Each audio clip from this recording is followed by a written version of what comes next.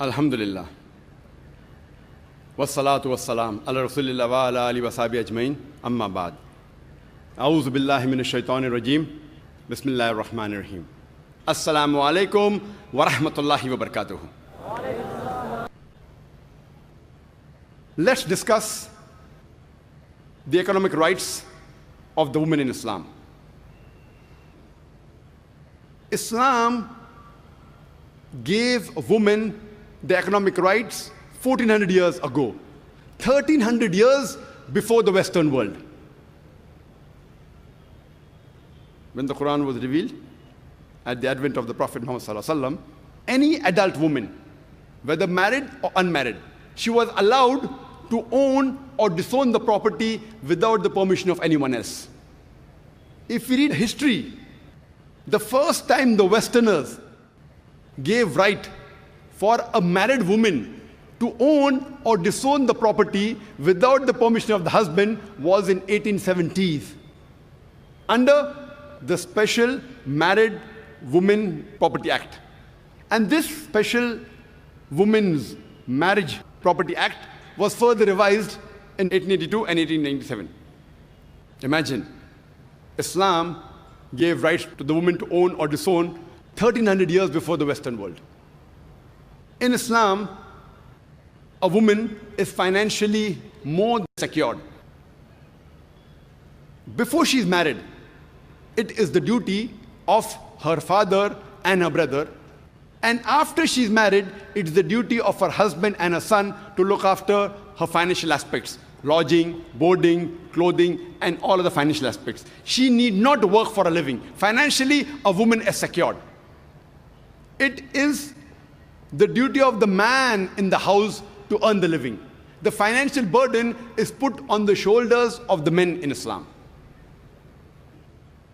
But if both the ends don't meet, and the woman wants to work, she can work as long as it is within the purview of the Islamic Sharia.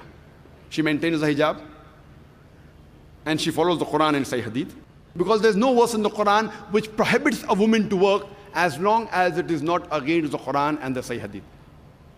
There are many professions which are prohibited for the woman. Those professions which exhibit the body, for example, modeling, acting, dancing, all these professions, they are haram for the woman. It's prohibited. Furthermore, there are many professions which are prohibited for the women as well as the men. For example, working in alcoholic bars, working in gambling den, doing dishonest business, cheating, bribing, all these are prohibited for both men and women. There are many professions which are noble, and we want the woman to do. There are some professions which, if the women want both the ends to meet, they can do. For example, they can do cooking at home, pottery, weaving, knitting. They can work in places which have got segregation of sexes, where the modesty is protected, where the hijab is maintained. They can take up noble professions such as teaching. They can become nurses and doctors. If I want my wife, my mother, my daughter to maintain a hijab but natural, we should make our women folk, some of them, as doctors. But if we analyze in Islam, the woman is financially secured. She need not work for a living. It's the duty of the man to look after the financial burden. Before she is married, as I mentioned, it's the duty of the father and the brother. And after she's married, it's the duty of the husband and the son to look after her lodging, boarding, clothing, and all financial aspects. She need not work. But if she works, and if that work is within the purview of the Islamic Sharia, then whatever she earns, she need not spend on the family. She can keep it for herself. That's her right. But if she wants to take part and help in the financial aspects, she can. But no one can force her. In Islam, during marriage, the woman is on the receiving end. The Quran says in Surah Nisa, chapter number 4, verse number 4, وَاتُ النِّسَاءَ سَتُرَاتِهِنَّ نَهْلًا, that give to the woman in marriage a dower as a gift. In Islam, Meher, that is a marital gift, is compulsory for a marriage to solemnize. Without meher, a marriage cannot solemnize in Islam.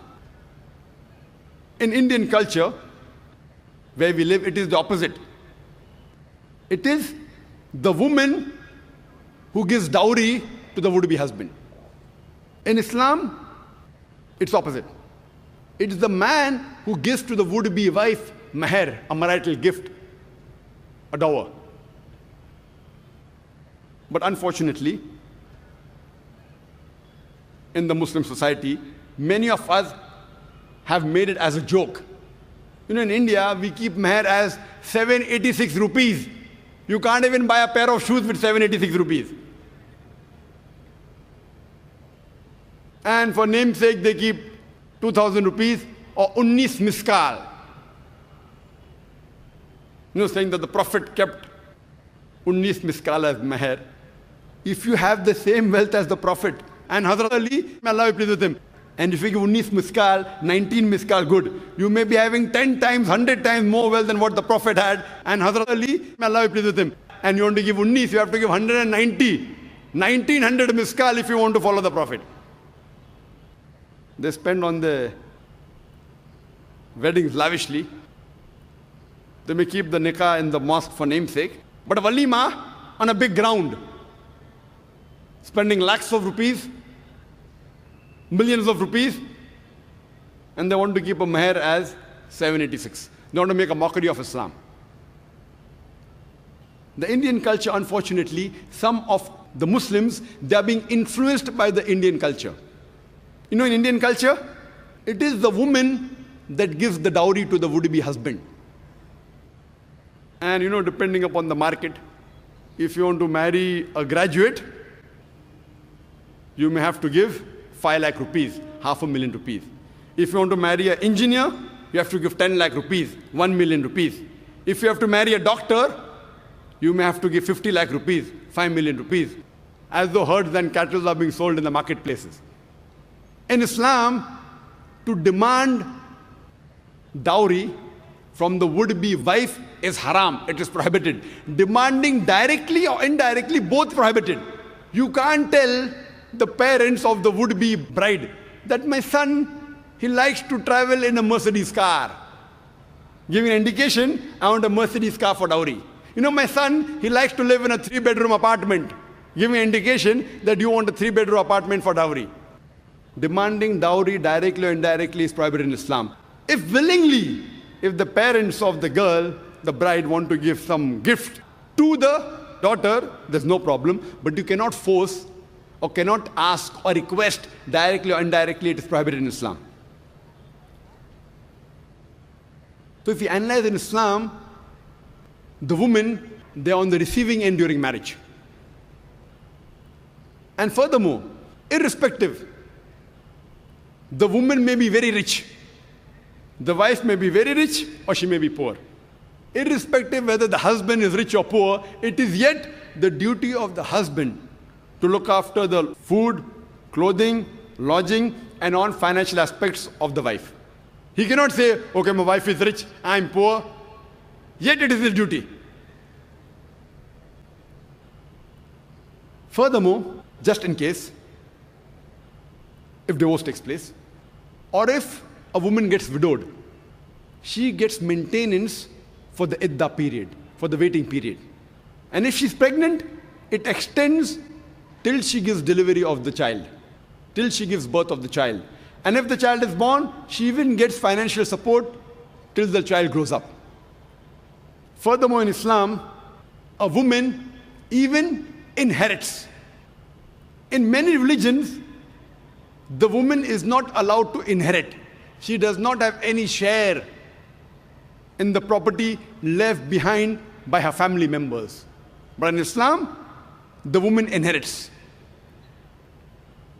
There are on many occasions where non-Muslims, they object and they say, fine, in Islam women do inherit, but why do they inherit half?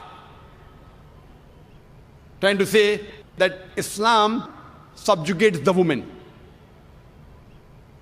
But if you analyze the logic behind it, you'll understand the wisdom of Allah subhanahu wa ta'ala, of our Creator, Almighty God. As I mentioned a few minutes earlier, in Islam, it is the man who bears the financial burden. Before woman is married, it is the father and the brother. After she's married, it is the husband and the son who looks after her lodging, boarding, clothing, and all financial aspects. If you read the Quran, the inheritance is given in several places. In Surah Baqarah, chapter number 2, verse number 180. In Surah Baqarah, chapter number 2, verse number 240. In Surah Nisa, chapter number 4, verse number 79. In Surah Nisa, chapter number 4, verse number 19. In Surah Nisa, chapter number 4, verse number 33. In Surah Ma'idah, chapter number 5, verse number 106 to 108. In several places. But the most specific share division is given in Surah Nisa, chapter number 4, verse number 11 and 12. Where it says that Allah subhanahu wa ta'ala has ordained that in what you leave your wealth for your children, the sons get double the share of the daughters. If only daughters, 2 or more, they share into third. If only one, she gets half. The verse continues. In what you leave for your parents, each get 1/6 if you have children. The mother gets 1/3 if there are no children. And the verse continues. In what your wives leave for you, you get half if there are no children. You get 1/4 if there are children. What you leave for your wives, they get 1/4 if there are no children. They get 1/8 if you have children. Don't confuse yourself. Go back home, open the Quran, Surah Nisa, chapter 4, verse number 11 and 12. Easy. I do agree that most of the times the women inherit half the amount what the men inherit. But there are occasions when they inherit equal. For example, 1/6 both for the parents, for mother and father, if they have children. But if they don't have children, mother gets 1/3. That means double than that of the father. But I do agree with you, as a whole, most of the times, the woman inherit half. Son gets double than that of the daughter. Husband gets double than that of the wife, most of the time. What is the logic behind it? The logic is, as I mentioned, since man is the person who takes the financial burden,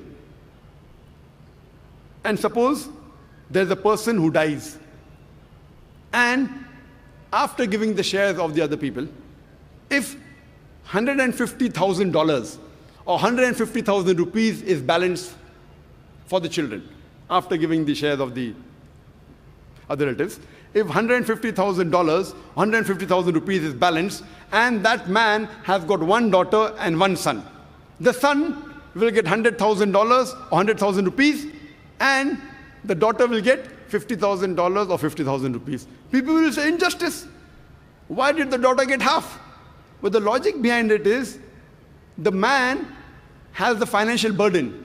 I'm asking a question, would you want to inherit $100,000 or 100,000 rupees and spend 80 or 90% of that, what you have inherited, on the family if you are a man? Or would you prefer inheriting $50,000 or 50,000 rupees and not spending a single penny or single paisa on the family? If you are a man and if you inherit $100,000, 100,000 rupees, maybe 80 or 90% goes on the family. What is left with you? 10,000, 20,000 rupees or dollars. If you're a woman, you get $50,000 or 50,000 rupees, 100% you keep for yourself. So would you prefer inheriting 100,000 and keeping only 10, 20,000 with you, or would you prefer inheriting 50,000 and keeping everything with you? If Allah would have given equal amount to both, then I would have to give a talk on men's rights in Islam. When Allah has given the rights, He's even equal. If He has put the financial burden on the men, He sees to it that the men get double. Otherwise, it will be injustice. And the Quran says in Surah Nisa, chapter number 4, verse number 40, Allah subhanahu wa ta'ala is never unjust in the least degree. So if you know the hikmah behind it, you'll realize that the guidance given by our Creator is the best.